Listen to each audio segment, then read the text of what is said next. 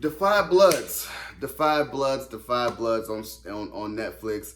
Checked it out over the weekend. It was phenomenal. I love the subtle hints. I love the cast. I love Spike Lee's direction.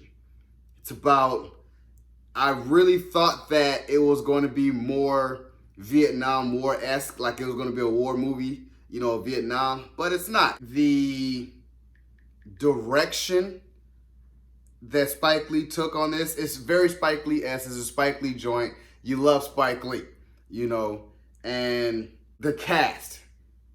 Delroy Lindo deserves his flowers, deserves an Oscar, deserves all the Emmys, all the SAG, all the awards for his role, because it showed what that war did to him, how it hardened him, how in this present day, you see how that psyche of mentality of, your country, dying for your country and being outside of your country, you see how it hardens you, it hardens your heart, hardens your soul, and affects everything around you.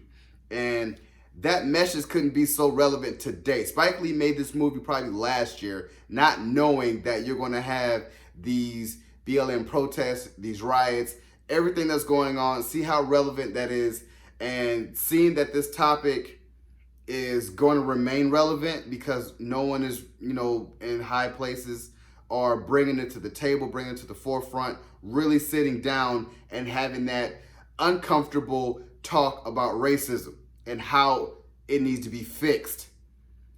You have Delroy Lindo as Paul. Paul is a Vietnam War veteran. Coming out of that war, carries so much guilt, and later you see why.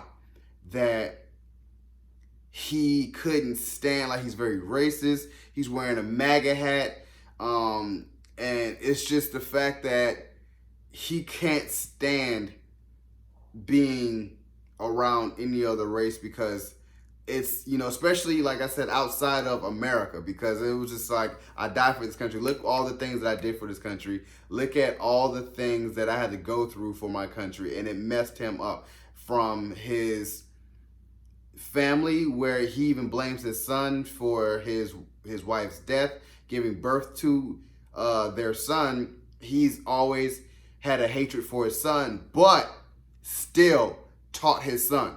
Like, he was just that hardened father that carried over to his son. And I really love that, because even that one particular scene, that it was just like, oh my God, like that landmine scene. I'm like I said, this is a spoiler review. That landmine scene is one of the most anxiety-driven, filled scenes. And it's kind of like, oh my gosh, and just that conversation he had with his son, like, what school did you go to? Why'd you go to that school? And he was like, man, this is what you got to do. This is, it's just reminding and helping his son, like, man, you are my son. You're going to definitely, pull through this. And it was just a back and forth thing, because even with, one slight false move, it's, you're not my son anymore. How could you betray me like this? And he just has a lot of character depth and a lot of layers that you were peeling off. The performance of towards the end, where he realizes that, hey, we killed these guys, we gotta, and you guys don't believe me that we can't go back to them. They're all against us. They're all trying to kill us. And he goes off on his own. You see the anguish he endures. You hear it. Like, that was such a powerful scene. As he's walking away and breaking away from the group, you see how he's manifesting his hate. You hear it. It's just like the hatred that I have for so many. It's just, it's he's just screaming, he's like in his own mind, like, I'm gonna just go on my own, forget everyone, I'm gonna go on my own. And it's, you see that and you're kind of like, oh my gosh, like, and till you meet his horrific end. And like I said, this movie, just watching it, was superb. It was really superb. This was something that was definitely supposed to come out in the movies.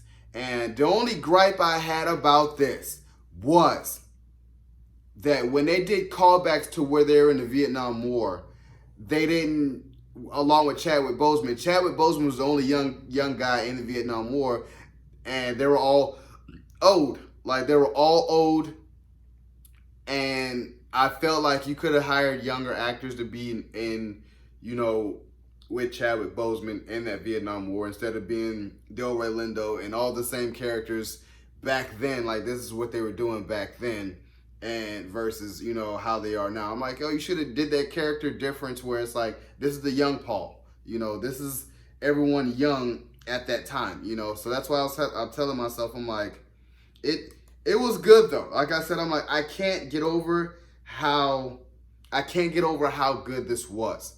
It was superb in every facet. If you wanted to understand what, some of the themes and issues were, because I feel like racism was strong. It's always been strong, but you just see what people in the 60s and 70s were going through. It's treated as black men. And then even talk show, the radio host lady, she was just laying it out there. And she was like, man, for you guys who listen to soul music, all you brothers out there, like, they was really going in like, hey, we're not your enemy. I know this, you fight for a country that don't even like you, and you're doing what you're told pretty much.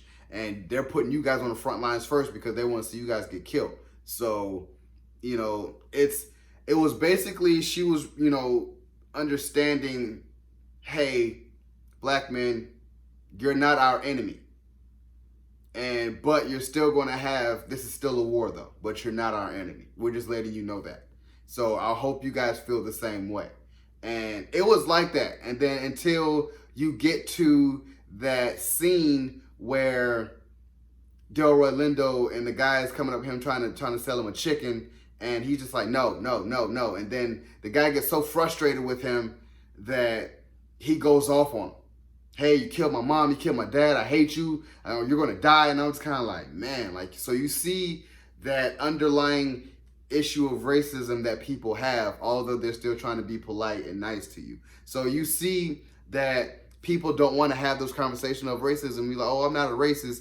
Well, let's do a deep dive. How do you know that you're not? I'm like, because of the hate and the evil that you carry inside yourself. I love those messages. I love those subtleties and those messages. And like I said, Delroy's character was more so hitting than anyone else because you understand and you see that he accidentally shot Chadwick Boseman and killed him, as he in the line of fire, So that's why he carries that guilt so much, and it messed him up.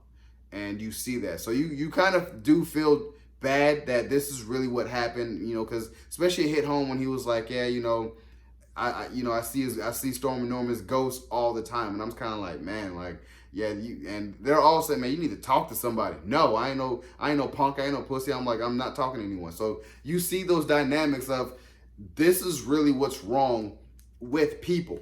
They need to be talking to therapists. They need to be talking to, hey, let's communicate more. Let's talk this out so we can go to a state of healing and understanding. And a lot of people are like that. A lot of people are like that, especially nowadays in these times that we're in. A lot of people are like that. This movie couldn't be so relevant, and I love it. I love it. Side note, that Korean chick that old boy was with, the mom, and then, he had a daughter with, that Korean chick, she was bad as hell. She was fine as hell. Fine as hell. But I just kept telling myself, I'm like, why is she so young and he's so old? And then that's I'm like, but kind of understand that she probably was a prostitute back then. Then she just built herself up and built her business up. So I really love this movie. I really give it a 10 out of 10 because the realism that it portrays, the timing of what's going on as far as these characters and everything that is going on in this movie is so relevant to what is going on in our society today. I love it. I really do. Check it out. The Five Bloods on Netflix. Please watch it. So, if you guys enjoyed my review of The Five Bloods on Netflix, a Spike Lee joint, subscribe to my channel, post comment down below, and like the video. It's your boy, D. Dyson. Peace.